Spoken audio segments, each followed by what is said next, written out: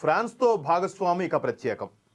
ఏదైతే మొన్న European సమాఖ్యతో deal కుదుర్చుకుందో భారత ప్రభుత్వం, నిజంగా మదర్ ఆఫ్ ఆల్ డీల్స్, చరిత్రలో లిఖింపదగిన డీల్ అంటది.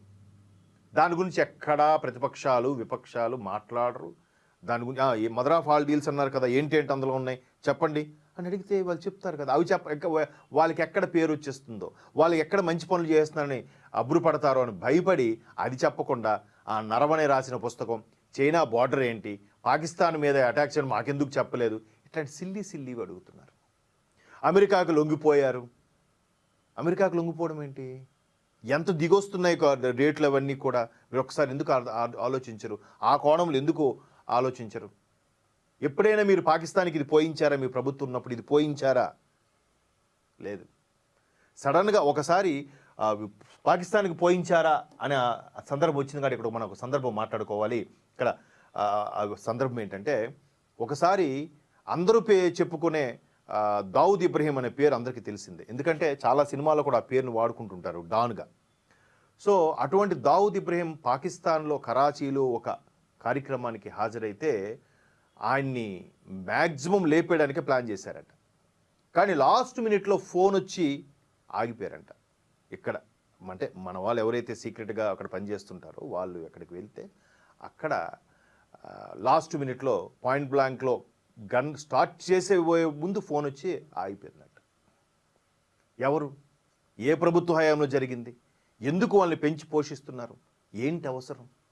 ఎందుకు అంత మీకు అంత సవతి తల్లి ప్రేమ? ఇవన్నీ తెలిసినవి. అంటే అట్లాంటివి ఎన్నో జరుగుతుంటే ఇప్పుడు వీళ్ళు పాకిస్తాన్ వాళ్ళకి ఇది పోయిస్తే దీని గురించి ఎవరు మాట్లాడరు. అది అవసరం లేదు. చిన్న మచ్చ పట్టుకొని కెలుకుతూ ఉంటారు. ఫ్రాన్స్తో భాగస్వామిక ప్రత్యేకం. రక్షణ, వాణిజ్యం, టెక్నాలజీల్లో మరింత విస్తృతం. మోదీ మెక్రాన్ చర్చల్లో నిర్ణయం. 21 ఒప్పందాలు ఖరారు. మీకు మొన్న చెప్పాను, మదర్ ఆఫ్ ఆల్ డీల్ సంబంధించి యూరోపియన్ సమాఖ్యలో సుమారుగా 27 దేశాలు ఎన్నో ఉన్నాయి. 27 దేశాలతో ఒప్పందాలు కుదుర్చుకుంది. అలాగే ఇక్కడ ఫ్రాన్స్, తర్వాత అమెరికా, రష్యా, వీటితో కూడా మొత్తం మీద 39 దేశాలతో డీల్ ఖరారైంది. అందులో ఫ్రాన్స్ ఒకటి. ఇక్కడ కర్ణాటకలోని వేమగల్లో Airbus H-125 helicopter assembling యూనిట్ను ముంబై నుంచి ప్రారంభిస్తున్న ప్రధాని మోదీ, ఫ్రాన్స్ అధ్యక్షుడు మెక్రాన్. ఎందుకు వస్తారండి వీళ్ళందరి ఇక్కడికి? పని లేక వస్తారా? లేదంటే ఏదో ఈ భారత్ బేదరుపులు అరుస్తుంది వాళ్ళకి ఏదో లిఫ్ట్ ఇద్దామని వస్తున్నారా? ఫ్రాన్స్ ఐక్యరాజ్య సమితిలో శాశ్వత సభ్యత్వం గల ఒక దేశం. ఫ్రాన్స్లో చాలా వరకు భారతీయులకి ప్రాధాన్యత ఉన్న దేశం. ఫ్రాన్స్లో ఇస్కాన్ ఒక పీక్లో తీసుకెళ్తూ అక్కడ ఉండే చాలామంది సిటిజన్స్ని కృష్ణ భక్తులుగా హరే కృష్ణ నినాదాలతో మారుమోగుతున్న దేశం. వీళ్ళందరూ ఎందుకు వస్తున్నారు ఇక్కడికి? అదే భారత్ యొక్క గొప్పతనం. ఇక్కడ చూడండి, తమ మధ్య సంబంధాలను ప్రత్యేక ప్రపంచవ్యాప్త వ్యూహాత్మక భాగస్వామ్య స్థాయికి పెంచాలని భారత్, ఫ్రాన్స్ నిర్ణయించాయి.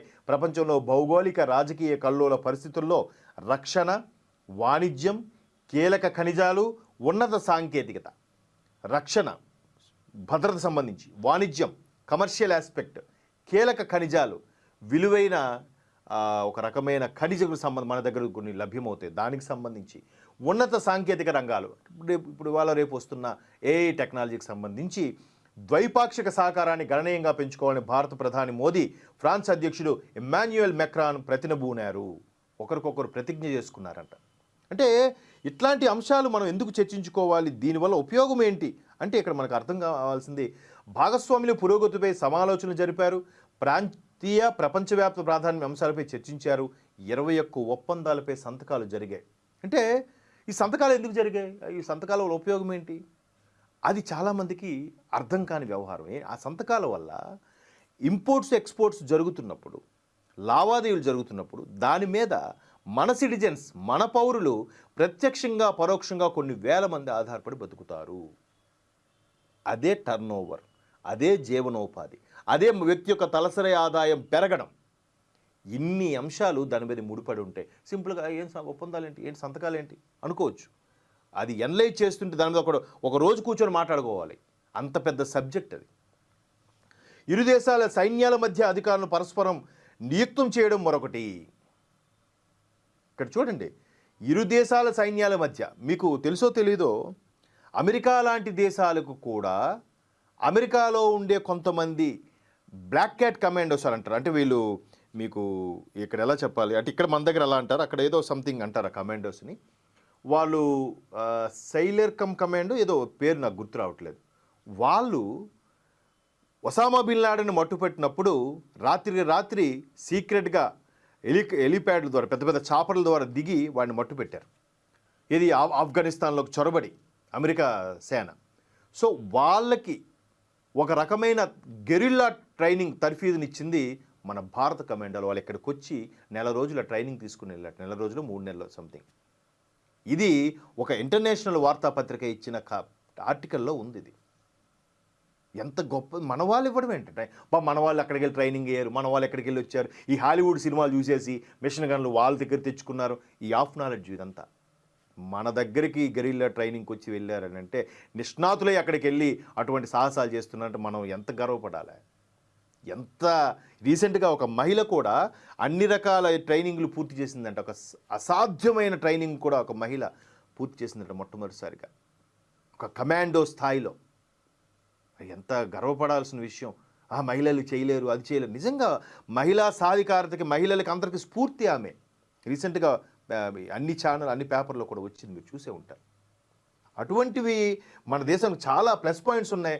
మనల్ని ఎంతసేపు ఈ హాలీవుడ్ సినిమాలు చూసేసి ఆ ట్రాన్స్లో బతికేస్తూ ఉంటారు. పైగా వాళ్ళందరూ మన వాళ్ళకి ఏమీ చేత కాదు, ఏమీ తెలియదని చెప్పే ప్రయత్నం చూస్తారు. ఇక్కడ ఒకసారి చూడొచ్చు, ముంబైలో ఫ్రాన్స్ అధ్యక్షుడు ఇమాన్యుయల్ మెక్రాన్తో బాలీవుడ్ నటులు మనోజ్ బాజ్పేయి రీసెంట్గా ఫ్యామిలీ మ్యాన్ సిరీస్తో హిట్ కొట్టిన వ్యక్తి. అలాగే రేవా చద్దా, అనిల్ కపూర్ తదితరులు ఉన్నారు. సో ఫ్రాన్స్ అధ్యక్షుడితో బాలీవుడ్ నటులు ఈ విధంగా ఆయనతో ఫోటో దిగారు. అంటే ఇక్కడ ముంబైలో ఇద్దరూ కలిసి ఇది లాంచ్ చేయడము, 21 ఒప్పందాలు ఖరారు చేయడం, ఒకరికొకరు ప్రతినబోనము అనేది ఇక్కడ భారత్ రోజుకొక ముందడుగు.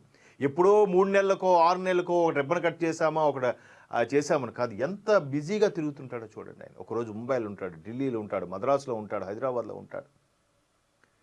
ఆ మధ్యకాలంలో హైదరాబాద్కి సంబంధించి కూడా మెట్రో పనులు, సూపర్ ఫాస్ట్ ట్రైన్కి సంబంధించి ఏదైతే ఉన్నారో ఆయన కూడా అప్పుడు దాన్ని ఏమంటారు డిజిటల్గా లాంచ్ చేశాడు ఆయన అక్కడ ఢిల్లీలోంచి కూర్చొని.